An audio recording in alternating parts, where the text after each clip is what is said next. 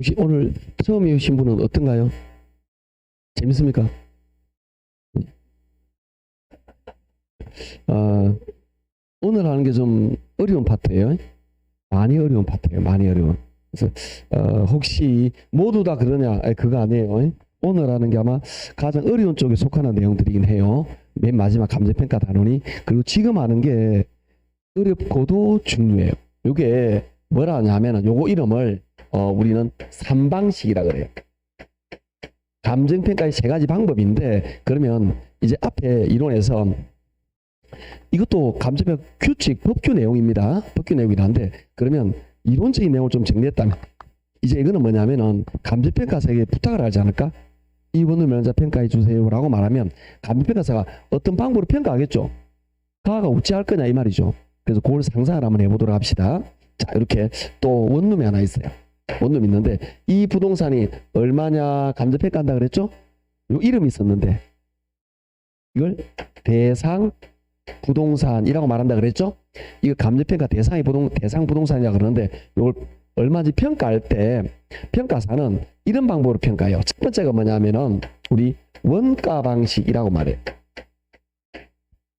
원가 방식이라는 거는 자, 그 원룸을 한다 그랬으니까 원룸을 만드는데 원가라는 말은 다른 말로 생산비다, 그죠? 이걸 이 원룸하고 똑같이 만드는데 한 10억쯤 들어간대. 그러면 이건 10억으로 평가해도 되겠죠? 네, 그렇게 보는 방법이 원가 방식이에요. 만드는 들어간 비용, 이걸 그래서 우리 뭐라고 말하냐면은 비용성에 근거했다라고 말합니다. 이 비용이라는 거는 생산비를 말하겠죠? 만드는 데 들어간 비용. 그러니까 이거 예를 들어서 이게 탁자가 얼마인지 알고 싶어. 만드는 데 3만 원 들어간다? 3만 원 좀 하겠네? 네, 그거 느낌. 그걸 우리는 원가 방식이라고 말합니다. 자, 이런 방법도 있고 또 이런 방법도 있어요. 두 번째는 뭐냐? 비교 방식이라는 게 있어요. 비교 방식이라는 거는 우리 원룸 비슷한 게 얼마 전에 13억에 팔렸대. 우리 거하고 비슷한 게. 그럼 우리도 13억쯤 하지 않을까요? 우리 아파트 그렇게 많이 하잖아요. 우리 아파트 시세 어떻게 판단하죠? 중개사무실에 갔더니 예를 들어서 2달 전에 우리 옆동에 몇 호가 얼마에 팔렸다. 그럼 우리도 그쯤 하겠네. 그렇게 생각하지 않을까? 네, 그게 비교 방식.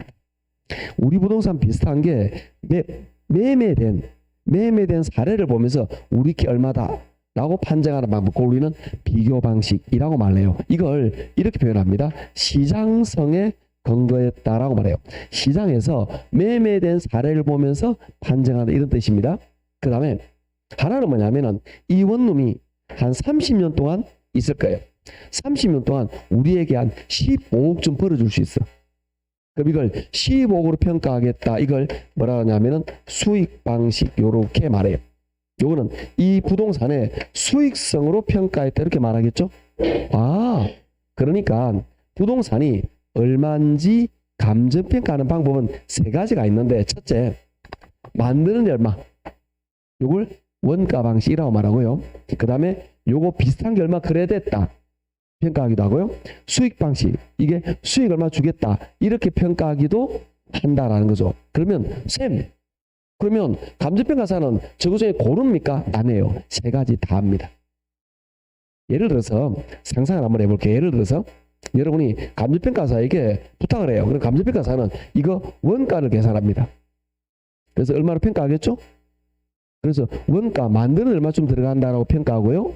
그 다음에 이거 시세가 얼마다 주변에 매매되는 거 계산하고요. 수익 얼마다 해가지고 요것들을 절충해서 최종 평가액을 산정해 된다. 이런 구조로 봅니다. 그래서 이걸 감정평가의 세 가지 방법이라 그래서 3방식이라고 말을 해요. 여기서 시험 문제가 세 문제가 나와요. 여기서 일반적으로 계산 문제가 많이 나옵니다. 그래서 계산 문제는 어떻게 되는지 좀 이따 얘기할 건데 일반적으로 계산 문제로 많이 나오는 형태이긴 해요. 자, 좀 구체적으로 배우게 될 건데요. 원가 방식에서 부동산의 가치를 평가할 수도 있고 임대를 할 수도 있고, 비교 방식에서 부동산 가치 임대로, 수익 방식에서 부동산 가치 임대를 평가할 수가 있어요. 그런데 임대료는 지금 말을 안 할 거예요. 그래서 우리 교재 보면 다 나와 있는 겁니다. 자, 교재 표를 보니까 3방식에 원가 방식, 비교 방식, 수익 방식. 원가 방식 왼쪽에 비용성. 그 다음에 비교, 시장성, 이런 게 있다. 그죠? 오른쪽에 보니까 가격 임료, 가격 임료 나와 있죠? 그거 말합니다. 즉, 원가 방식에서 부동산의 가치를 평가할 수도 있고 임대를 평가할 수 있는데 부동산의 가치를 평가하는 방법을 우리 뭐라 그러냐 하면은 원가법이라고 말합니다. 원가법이라고 말하고요. 그 다음에 비교 방식에서 부동산의 가치를 평가하는 방법을 우리 뭐라고 말하느냐 하면은 거래 사례 비교법이라고 말을 해요. 그 다음에 수익 방식에서 부동산 얼마다라고 평가하는 걸 우리 뭐라 그러냐면은 수익 환원법이라고 말을 해요. 자, 그러면 요것들은 뭐냐? 여기 말하는 원가법, 거래 사례 비교법, 수익 환원법은 전부 다 원가 방식에 의한 부동산을 평가하는 법. 비교 방식에서 부동산을 평가하는 법. 수익 방식에서 부동산을 평가하는 법, 이런 겁니다. 임대료 평가하는 방법도 있어요. 임대료 평가하는 방법도 어쩌고 저쩌고가 있는데 얘는 시험에 잘 안 나와요. 그래서 잘 말을 안 합니다. 자, 따라합시다. 원가법, 거래사례 비교법, 수익환원법, 다시 원가법, 거래사례 비교법, 수익환원법. 이게 어떤 식으로 평가가 이루어지는지, 계산이 이루어지는지 지금부터 이야기를 할 거예요. 자, 그러면 원가법을 한번 해보도록 합시다. 원가법은 이런 구조로 합니다. 자, 계속했듯이 이 부동산이 얼마인지 감정평가할 거죠. 그때 얼마나든 생산비를 만든다 그랬잖아요. 그럼 요거하고 똑같은 걸 만들어 봐. 이걸 새로 만듦. 똑같이 새로 만들어 봐요. 뭐냐면 자, 우리가 원룸을 평가해 주세요 라고 했단 말이죠. 원룸입니다. 그러면 진짜로 만드는 건 아니고 만들어가는 비용을 계산해 보는 거죠. 예를 들어서 재료비가 얼마, 그 다음에 또는 설계 감리비가 얼마, 그리고 인건비가 얼마, 기타 모든 걸 계산했을 때 요걸 새로 만드는 비용이 예를 들어서 12억쯤 들어가요. 예를 들어서 우리 원룸하고 똑같게 12억쯤 들어요. 그런데 우리 원룸은 지은 지 몇 년이 지났냐면 5년이 지났어요. 세금물이 얼마나 그랬죠? 12억. 그러면 이 원룸은 40년 정도 버틸 수 있다 그래. 예를 들어서 건물의 철근, 콘크리트가, 철근이나 콘크리트 수명이 있잖아요. 내부 어떤 건축 자재도 수명이 있단 말이에요. 이 수명이 한 30년, 40년 정도 버틸 수 있대요. 예를 들어서 그러면 이 12억이 40년 동안 가치가 없어지겠죠? 그런데 5년이 지났네? 5년만큼 가치가 줄어들지 않았을까? 그렇죠? 이게 즉 가치 하락 부분이 어느 정도 발생하겠죠. 요걸 빼면 이 부동산 얼마다라고 나오겠죠.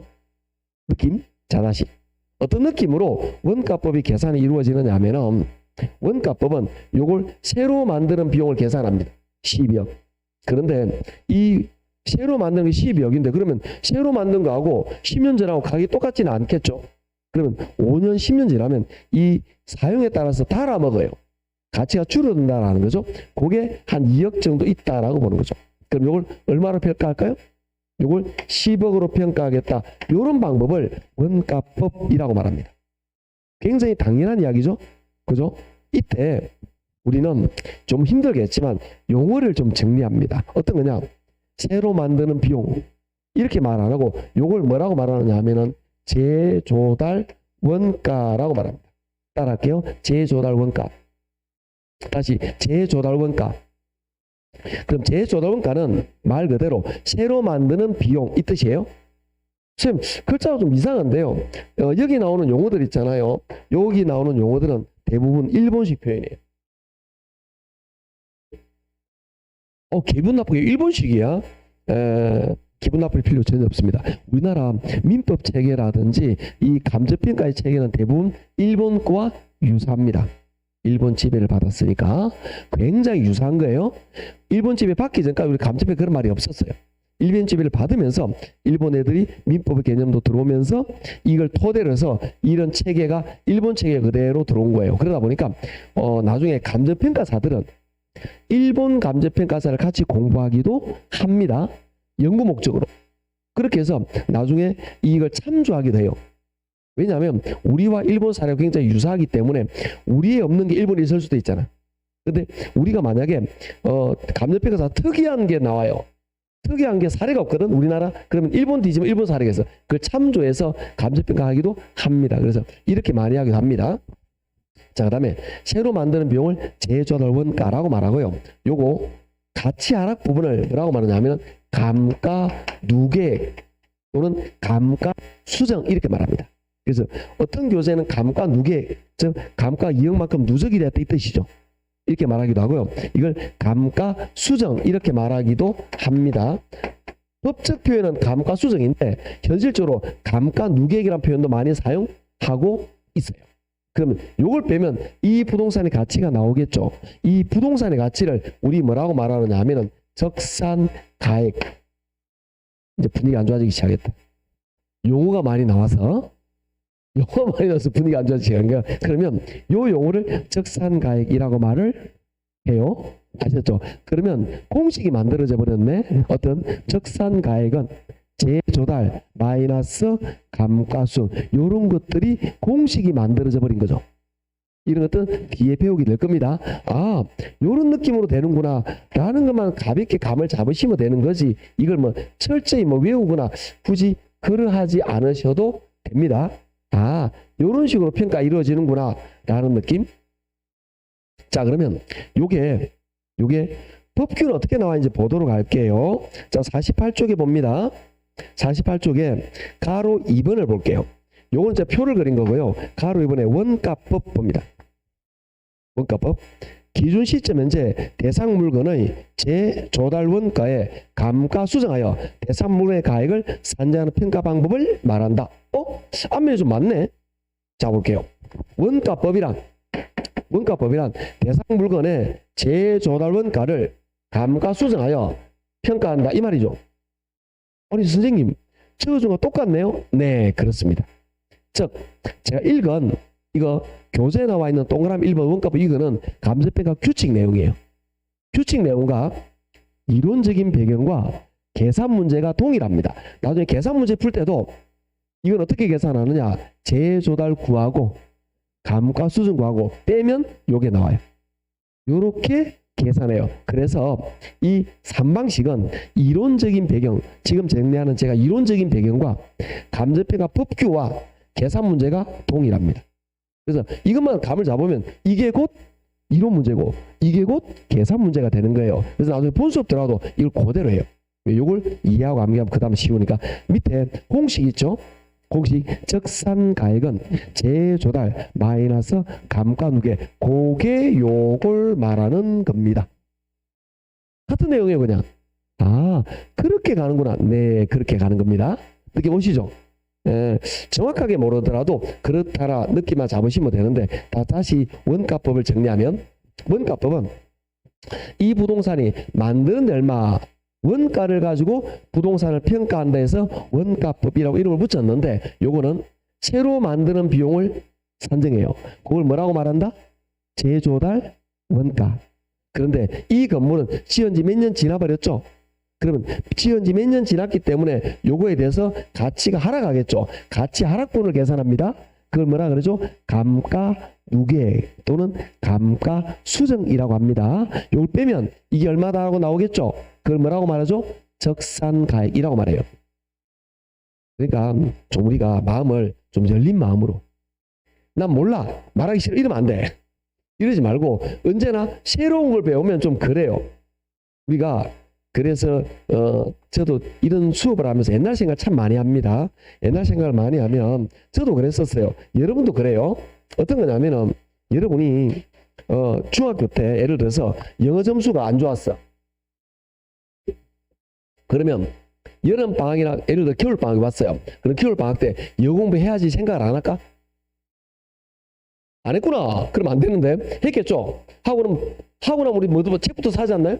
그래서 선문기본서 딱 책을 사자. 샀어. 앞에서 열심히 공부해. 이 책이 두둑해요. 앞에 열심히 합니다. 한 30페이지 40페이지 했어. 슬슬 하기가 싫어. 재미없어. 공부가 누가 재밌겠냐? 이때 되면 내가 공부 안 할 이유가 나타나요. 예를 들어서 공부 안 할 이유, 예를 들어서 아빠가 운동하자 그랬다든지 아니면 친척 집에 가자든지 뭔가 이유가 나온다. 그 며칠을 핑계로 안 해. 그래서 자 다시 개학을 합니다. 또 시험 치면 점수가 곧다고 딱 나오잖아. 왜? 공부 안 했으니까.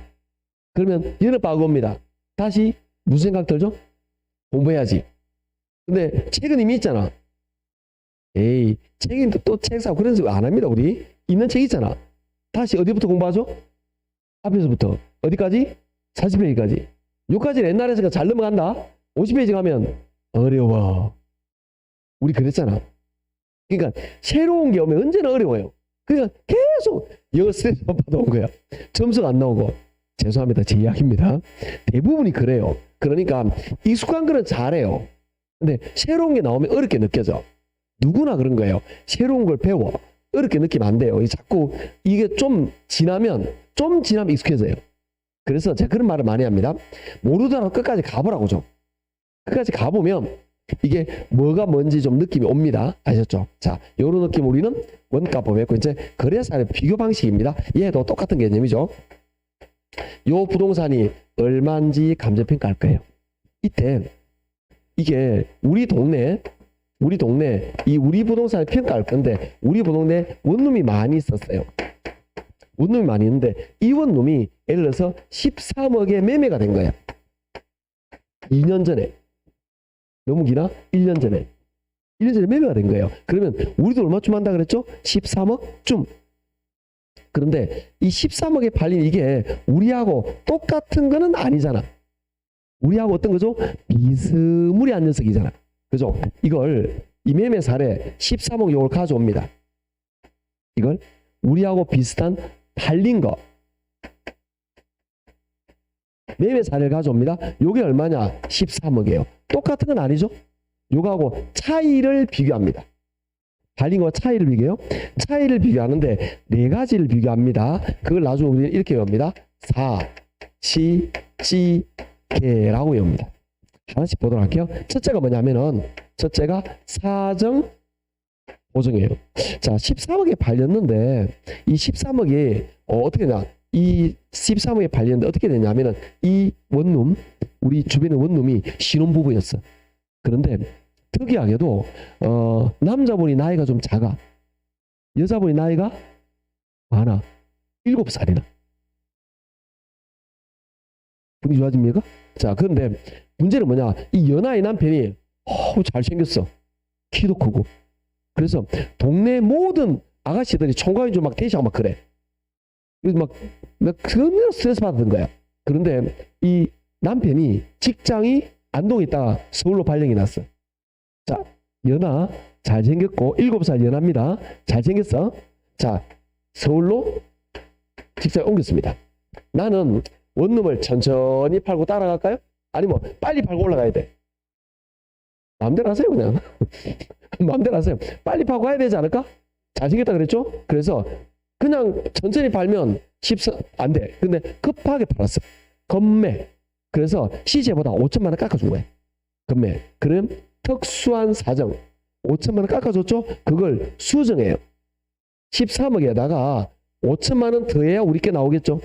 왜? 이거는 시세보다 어떠니까? 저렴하니까. 자, 또는 이럴 수도 있지 않을까? 동네 시세 14억쯤 해요. 그런데 이 건물 판 사모님이 좀 동네 소통을 안 해. 우리는 기본적으로 이 원룸 가지고 있으면 중개 사무실도 좀 자주 가고 커피도 마시고 시세도 알아야 되는데 시세를 몰랐던 거야. 그래서 어느 날 자기는 옛날 시세 13억만 생각했던 거죠. 그런데 이 동네가 올라가서 14억 오고 간다고. 이해하시겠죠? 그런데 이 사람이 잘 몰랐던 거지. 그런데 어떤 사람이 와서 팔아라. 13억 5천원 대박 바로 팔아버린 거야. 이런 경우 있지 않을까? 그래서 개별적인 동기, 특수한 사정 이런 것들을 사정보정, 그 다음에 가격을 잘 모르는 그렇게 아시겠죠? 이런 것들에 대한 거래는 충분히 본 정상가보다 높거나 낮아질 수가 있겠죠. 그걸 수정해 줘야 되잖아. 이해하시겠죠? 그걸 사정보정. 그래야 정확한 시세가 나오겠죠? 그렇게 우리 시세를 계산할 거니까. 특수한 사정, 개별적인 동기를 수정해 준다. 그걸 사정보정이라고 말합니다. 두 번째, 시라는 건 뭐냐? 시점 수정이에요. 이거는 1년 전에 발렸잖아요. 1년 전하고 지금하고 시세가 같으면 할 필요가 없겠죠. 그런데 시세가 달라.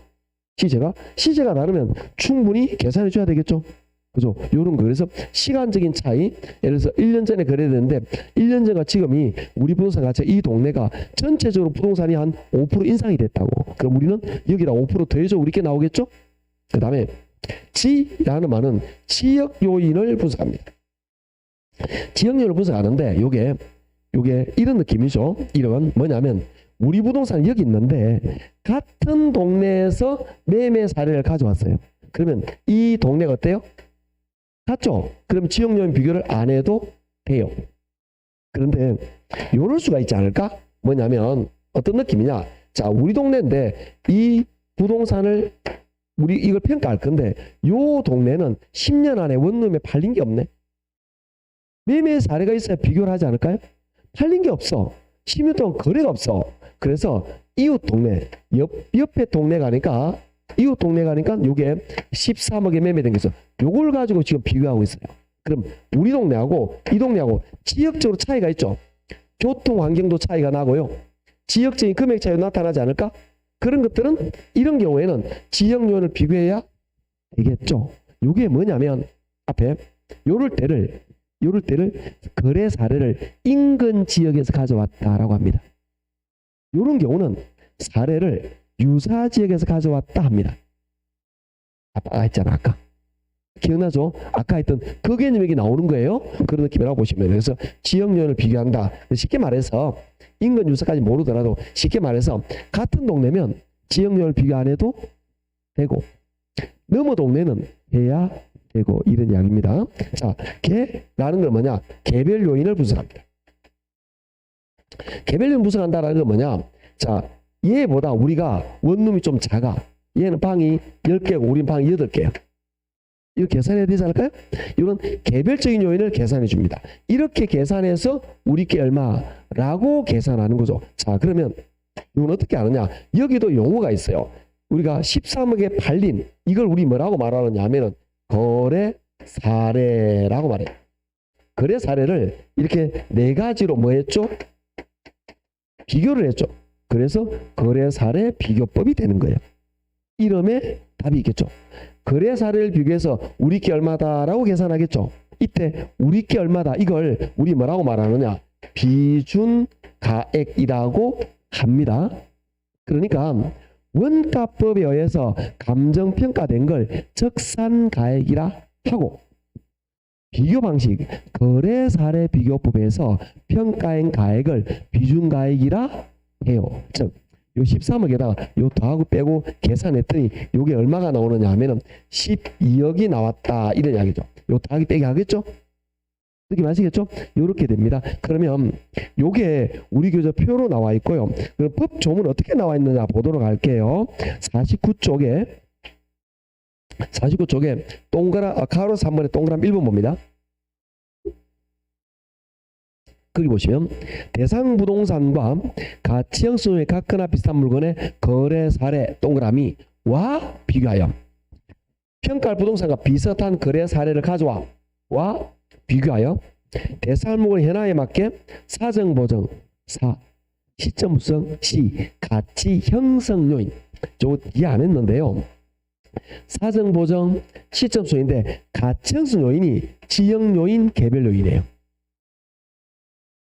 그러니까 가치 형성 요인이 지역 요인 개별 요인 이렇게 마시면 됩니다. 다음에 자세히 설명할 테니까 아셨죠? 그렇게 보시면 됩니다. 등의 비교를 거쳐 대상물의 가액을 산정하는 평가 방법이다. 이렇게 나와 있죠. 자, 밑에 봅니다. 비준 가액은 사례 가격 곱하기 사시지계. 요걸 말하고 있는 거죠. 그러니까 이게 뭐냐? 감정평가 규칙, 법 조문이나 지금 말하는 이론적 배경이나 계산 방식 공식이나 동일하다 이 말이에요. 그래서 이 거래사례 비교법은 이걸 평가할 때 비슷한 걸 가와서 거기에다가 네 가지를 비교해서 얼마다라고 평가하는 거예요. 느낌 아시겠죠?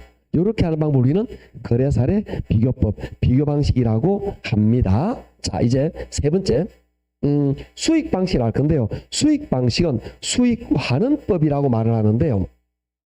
얘는 이 부동산이 얼마냐 감정평가 할 때는 이 부동산이 장래 산출할 순수익을 환원율로 나누면 됩니다. 좀 뭔 말인지 잘 모르겠습니다. 선생님. 이게 뭐예요? 자, 우리는 상상을 한번 해볼게요. 어떤 상상을 하느냐면은 우리 예전에 다뤘던 내용들입니다. 자, 예를 들어서 이 부동산이 얼마짜리냐? 10억짜리예요. 이 부동산이. 그래서 제가 투자파 때 많이 했던 그 수치입니다. 여기다가 내가 바라는 수익률이 있어요. 수익률이 5%예요. 그러면 여기에서 발생하는 순수익이 5천만 원 나오죠? 그래서 모르겠습니다. 자, 쉽게 생각합시다. 여러분이 은행에 돈을 10억을 맡겨요. 은행에. 그러면 은행에 이자율이 5%예요. 1년 이자가 얼마죠? 5천만 원. 계산기 꺼내지 말고 그냥 이렇게 나오는 거예요. 곱하면 이렇게 나오는 겁니다. 그러니까 부동산 가치에다가 수익률을 곱하면 순수익이 나오는데 이건 아시겠죠? 자, 이제 우리는 뭘 모르느냐? 요게 얼마인지 몰라요. 요게. 자, 그러면 요 부동산의 가치 10억을 계산하려면 얘 두 개를 어떻게 해야 될까요? 요렇게 나눠야 되지 않을까? 이거 모르는 건 내 잘못 아니다. 이거 모르면 내 잘못 아니다, 이건. 예. 당연하죠. 나누면 되겠죠. 누구나 당연해. 어디에서? 순수익에서. 어디를? 수익률을. 그러면 부동산의 가치가 나오겠죠? 얼마짜리인지 다시 어디에서? 순수익에서 뭘? 수익률을 나눈다. 어디에서? 순수익에서. 어디를? 수익률. 쌤, 수익률 아니잖아요. 자, 투자 파트 할 때 수익률 비슷한 놈이 여러 가지가 있었죠. 괜찮습니다. 기억 못해도. 우리가 이틀 전도 기억 못하는데 보름 전에 기억한다. 기억 못해도 됩니다. 그때 제가 뭐라고 말했느냐 하면 우리가 수익률의 종류가 굉장히 많다라고 말하면서 총자산 회전율, 그 다음에 종합자본 환원율, 지분 배당률, 그 다음에 자본 수익률 요렇게 있다 그랬어. 올라도 된다 그랬죠. 이것들이 수익률 비슷한 놈들이에요. 수익률과 환원율은 비슷한 놈이 된 말이에요. 그래서 이건 수익률을 해야 되지만 수익률 대신에 뭘 넣었죠? 환원율을 넣은 거예요. 아시겠죠? 그리고 이름에 또 답이 있어요. 요걸 나누면 순수익에다가 수익률, 환원율을 나누니까 부동산의 가치가 나온다. 이렇게 만들어진 공식이에요. 그리고 이게 너무너무 재밌어요. 왜냐면 수익환원 이름을 보시면 수익을 뭐 했게? 그래서 수익환원법이야. 뭐 별 대단한 거 안 해요. 전부 다 원가를 계산했대. 예, 거래사를 비교했대. 수익을 환원했대. 근데 그래서 이름이 나온 거예요. 그래서 이름이 헷갈린다는 저는 이해를 못하겠어요. 이 문제를 자꾸 다루다 보면 나중에 이해가 되고 암기가 지저로 되는 거예요. 이름에 답이 있는데 그렇게 보시면 됩니다. 그러면 요렇게 나온 부동산의 가치, 요걸 우리 뭐라고 말하느냐 하면 수익가액이라고 말합니다. 수익가액은 순수익에서 환원율을 나누어요. 그런데 법규는 어떻게 되어 있나? 이렇게 되어 있습니다. 순수익이나 미래 현금 흐름을 환원하거나 할인한다. 이렇게 나와요. 분위기 점점 안 좋아지네. 법규는 이렇게 나와요. 그래서 실제로 감정평가사들은 이것도 공부를 합니다. 근데 우리는 이해를 안 해요. 이해만 해요. 왜? 순수익은 환원하는 것만 배웠고요. 미래현금은 할인하는데 이거는 화폐의 시간을 생각해야 돼요. 계산이 많이 복잡해요. 그래서 얘가 우리 시험에 나온 적 있습니까? 한두 번 나온 적 있습니다. 이런 것들은 시험장에서 풀면 안 됩니다. 그렇죠? 물론 제가 7, 8월 정도 되면 여기 관계되는 문제를 한두 문제 언급을 해요. 그러면 제가 수업할 때 이럽니다. 몰라도 됩니다. 그러면서 풀이를 해요. 왜 푸세요? 기출 문제 나오니까 풀긴 해야 돼. 그런데 이걸 여러분이 시험장에서 풀 거라고 기대하지 않아요. 왜 그러냐면 매일매일 배우는 것도 틀리는데 어쩌다 한번 하는 걸 맞힌다고? 그래서 이론적으로 있다라고만 아시면 되는 거지 이걸 막 계산 문제를 풀려고 노력하지 않으셔도 됩니다. 그래서 법규는 이렇게 나와요.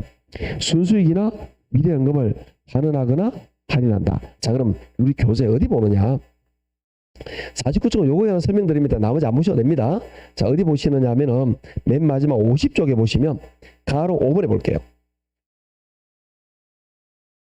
동그라미로 수익 환원법 보시면 대상 물건이 장래 산출하고 기대되는 순수익이나 미래연금을 환원하거나 할인하여, 이 지문이 부득이 이렇게 해야 됩니다.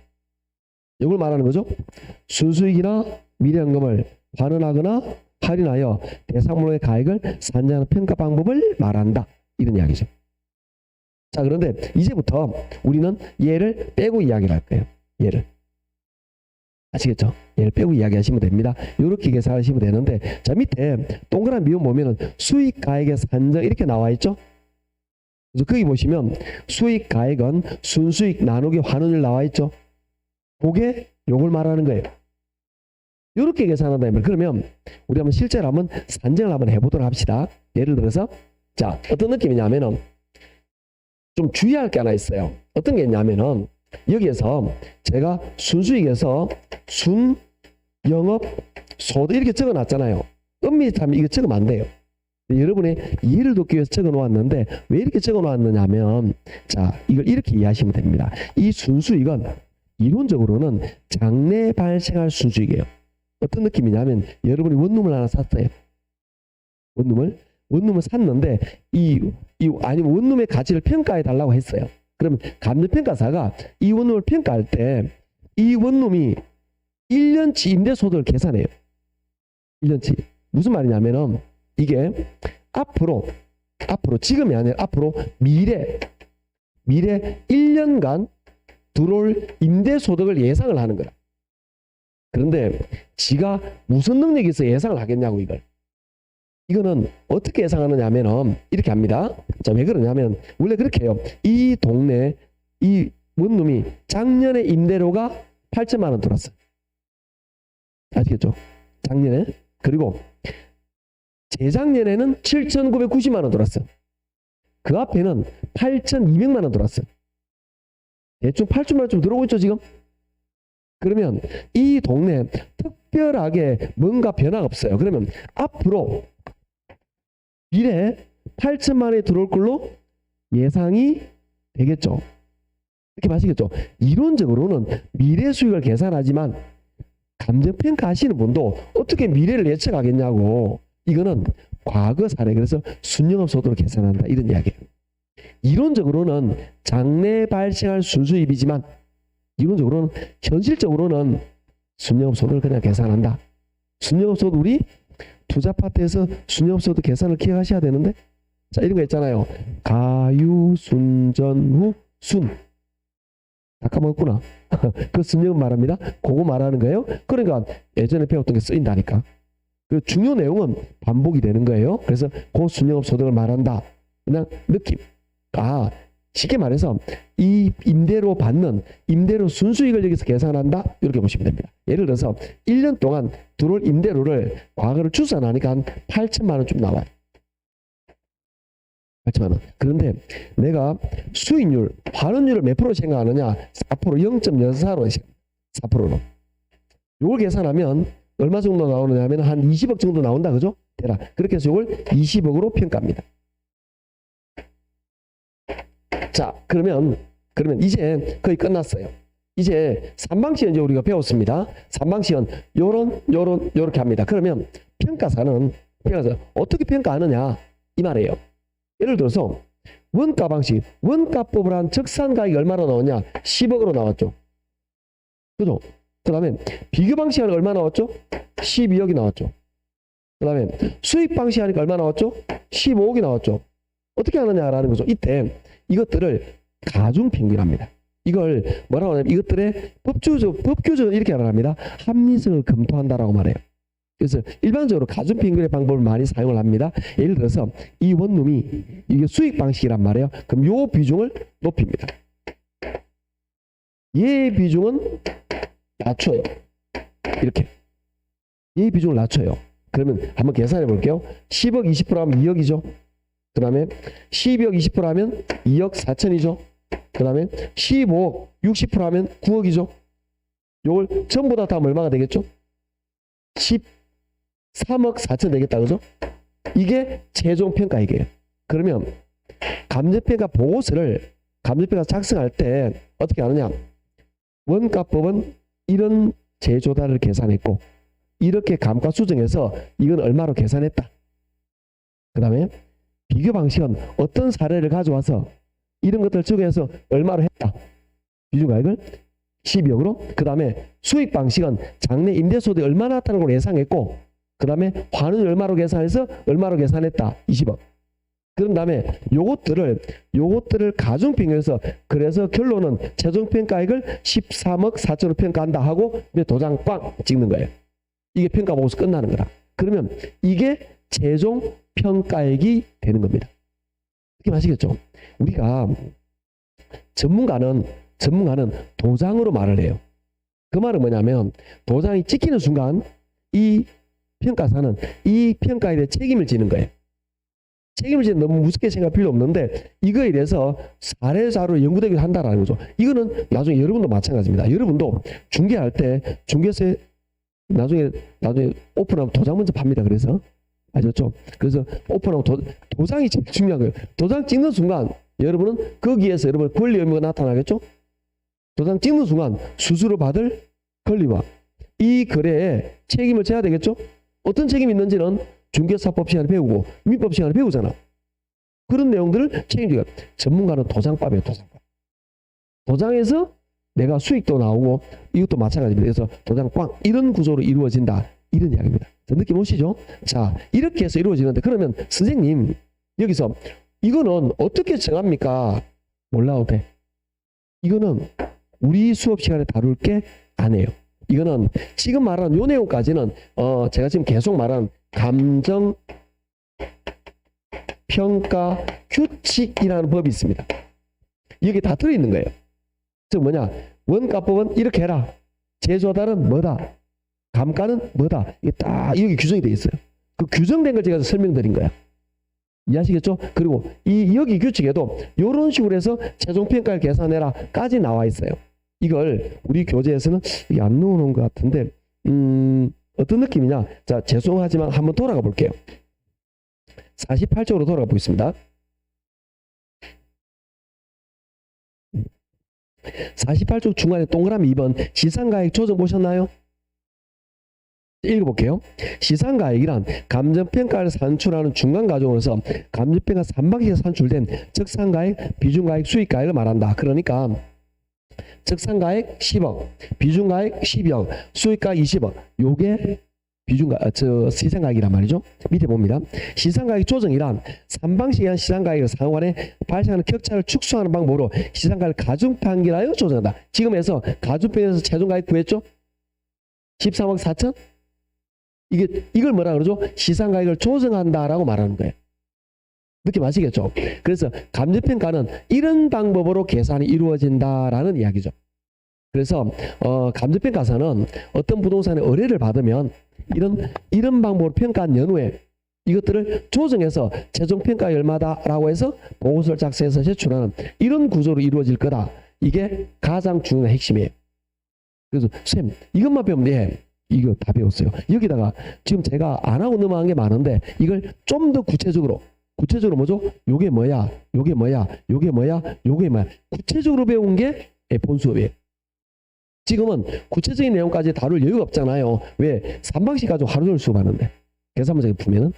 근데 지금은 1시간 만에 이야기하는 아주 핵심적인 내용만 아주 기본적이고 중요한 내용만 다루게 된다.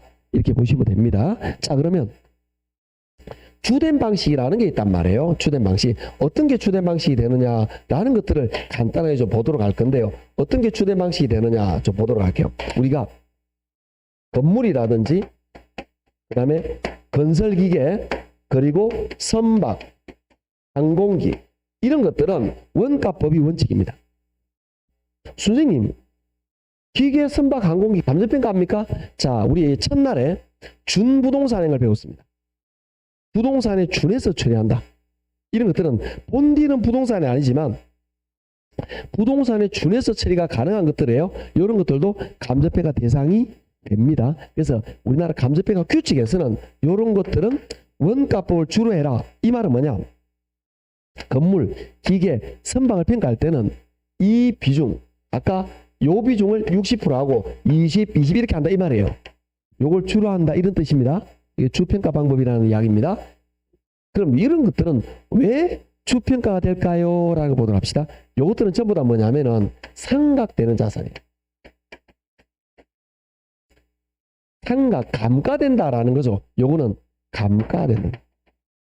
건물, 기계, 선박, 항공기는 처음에는 값이 높지만 5년, 10년 지나면 중고화되면서 가치가 어떻게 돼서 점점 빠지겠죠. 이런 거다라는 겁니다. 그래서 이런 것들이 대표적인 이런 그 원가법을 사용하는 방법입니다.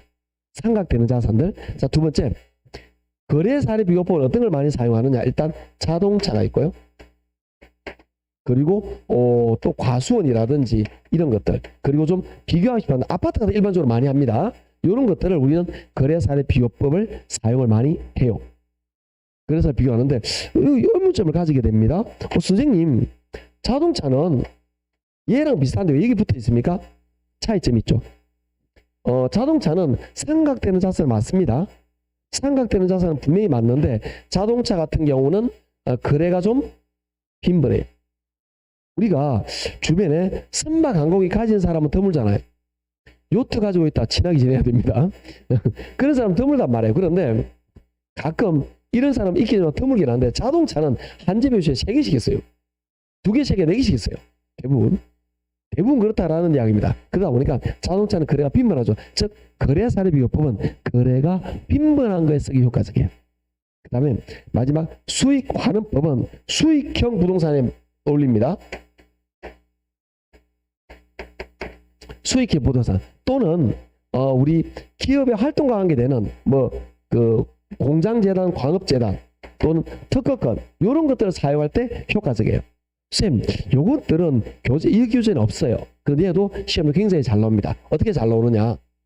다음 중 원가법으로 적당하지 않은 것은 1번, 2번, 3번, 4번, 5번 이렇게 잘 나와요. 느낌 아시겠죠? 그래서 감정평가할 때 어떤 물건을 주로 평가하는 방법은 어떻게 된다라는 것들을 공부했다라는 겁니다. 자, 여기가 3방식의 가장 중요한 3방식이라는 겁니다. 그래서 시험 문제는 좀 안타깝게도 계산 문제로 잘 나옵니다. 3문제가 나오면 일반적으로 2문제가 계산으로 나와요. 계산은 뭐냐? 이런 식으로 계산하게 만들어요. 이게 공식이에요. 공식.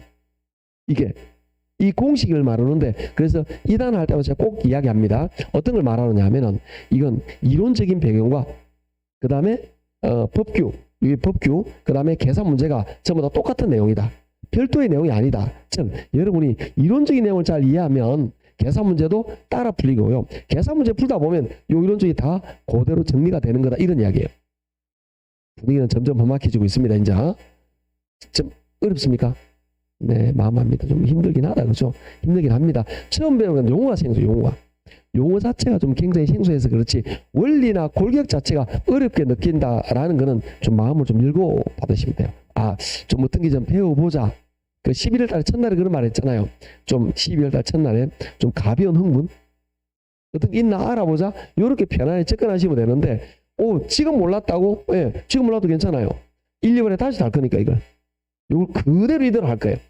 다시 하고, 좀 더 구체적으로 좀 배우고, 그럼 1, 2월 되고, 3, 4월 좀 더 구체적으로 배우고, 그리고 계산도 풀어보고 이렇게 하다 보면 좀 실력이 늘어 알아지는 거예요. 그래서 물론 쌤 처음 들었는데 난 알겠어. 감사합니다. 그러면 좀 더 내가 이해하는데 다음 수업이 편해지는 거고 혹시 이해가 안 되면 다음에 좀 더 집중해서 들으시면 됩니다. 그래서 가장 중요한 2가지가 제가 수업할 때 별표하면 중요하다 했던 게 2번째 중요한 게 요거예요. 첫 번째 중요한 게 저번에 투자 파트 했던 현금 흐름. 2번째가 요 녀석. 이런 것들입니다. 그래서 여기 3방식까지 다룰 거예요. 힘드시면 좀 쉬었다가 가격 공시로 넘어가도록 하죠. 좀 쉬죠.